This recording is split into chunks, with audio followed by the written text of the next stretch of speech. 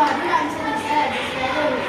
મારી શાળાનું નામ છે સિયુજ કન્યા પ્રાથમિક શાળા. અમે ધોરણ 5 માં અભ્યાસ કરીએ છીએ. અમારા પ્રયોગનું નામ છે કલરની સીડી. સૌપ્રથમ પહેલા આપણે 5 ગ્લાસ લઈશું, તેની અંદર પાણી નાખીશું. આ પહેલા ગ્લાસમાં પાણી નાખીશું, બીજો ગ્લાસ છોડી અને ત્રીજા ગ્લાસમાં પાણી નાખીશું, ચોથો ગ્લાસ છોડી અને પાંચમો ગ્લાસમાં પાણી નાખીશું. પછી તેની અંદર વોટર કલર નાખીશું. પહેલા ગ્લાસમાં લાલ કલર નાખીશું, પછી બીજો ગ્લાસ ગ્લાસમાં યલો કલર